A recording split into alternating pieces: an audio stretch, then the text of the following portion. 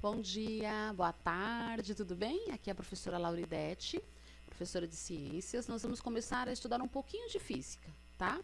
Então, a partir da página 189 da apostila de vocês, capítulo 7, as leis de Newton, trabalho e energia mecânica. Nós vamos começar a estudar sobre força e movimento.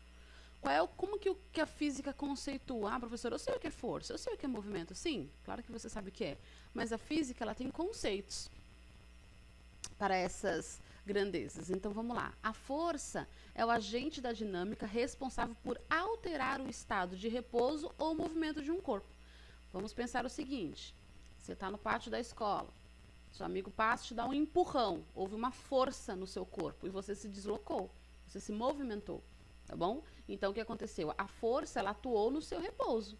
Mas ela também pode atuar no seu movimento. O cara pode ir lá correndo a maratona, tá lá correndo muito a São Silvestre, quase ganhando, vem um louco, põe a mão no cara e segura. Parou o movimento. Então, uma força também alterou o movimento, tá?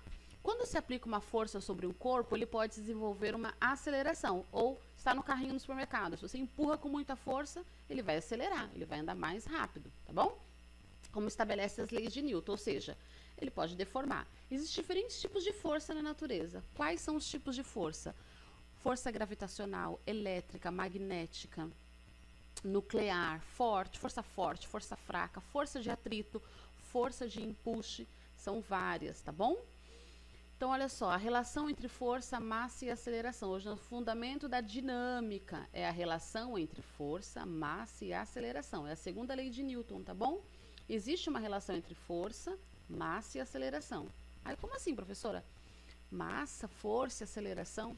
Você está lá na praça está lá na pracinha, sentado comendo um potão de açaí. Só que você está embaixo de um pé de ameixa. Aí cai uma ameixa na sua cabeça. E o pé tem 1,5 metro de altura. 1,5 metro não, né? Vamos colocar uns 2 metros de altura. Qual é a massa da ameixa? É pouca. Qual foi a velocidade? Qual foi a aceleração que ela caiu? Não foi tão rápido por conta da altura. Você não vai sentir tanto. Só que seu amigo muito esperto está embaixo de um pé de jaca. De 5 metros de altura. A jaca caiu em cima da cabeça do seu amigo, não, né? Que eu não vou matar seu amigo. A jaca caiu próximo do seu amigo. Pessoal, a jaca tem mais massa.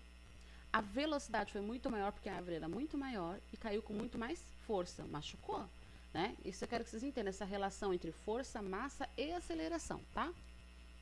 Muito bem. As forças são grandezas vetoriais, então elas precisam ser definidas de acordo com o seu módulo, direção e sentido. Tá? Então, o módulo de uma força diz respeito à sua intensidade. A direção diz respeito às direções. Então, isso aqui é bem autoexplicativo, né? A direção vai falar das suas direções, tá bom? E o sentido, qual é o sentido? Horizontal, vertical, tá? Certinho? Muito bem. Então, o sentido pode ser positivo, negativo, esquerda, direita, para cima, para baixo, certo? Olha só. Força de atrito, olha só. Eu tô deslizando aqui, tem atrito, gelo, tal, que vai fazer com que minha velocidade diminua. A força gravitacional, olha a força aplicada. Eu aplico uma força sobre o objeto, fazendo com que ele se desloque. A força do arraste. Aqui, tração e tensão, um puxando para a direita, um puxando para a esquerda. Força magnética, força elástica, força do empuxo. Então, são várias forças. Como é que eu calculo essa força, professora? Ai, não acredito que tem cálculo. Tem, amigos. Física, né? Vamos lá. Força é igual a massa vezes aceleração. Nossa, professora, como assim? Vou explicar.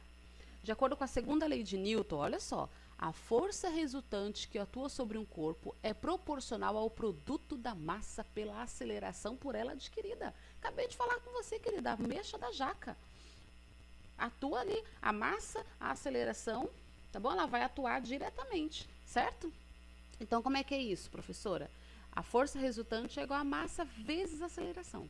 Força resultante é igual a massa vezes aceleração, certo? Mas lembra que eu falei para vocês que tem que ficar atento aos sentidos?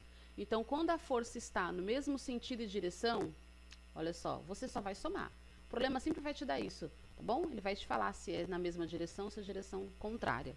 Então, força 1, força 2, simplesmente você vai somar. Força 1, força 2, força 3, quantas forças tiver.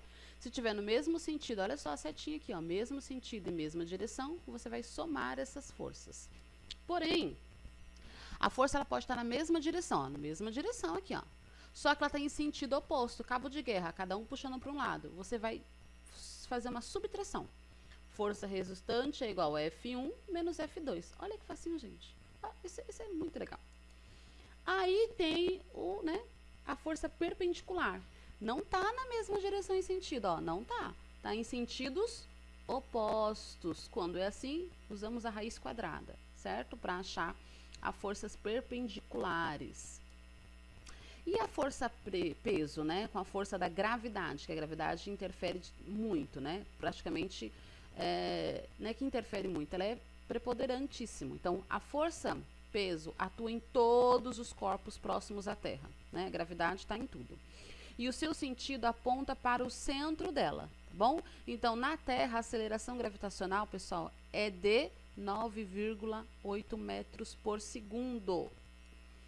Peso é a intensidade da força, né? Peso do corpo. M é a massa do corpo. E G é o valor da aceleração da gravidade local. Então, sempre o probleminha vai te dar a gravidade local. Como assim, professora? Nem sempre vai ser da Terra. Pode ser Júpiter, Marte, elas têm gravidades diferentes.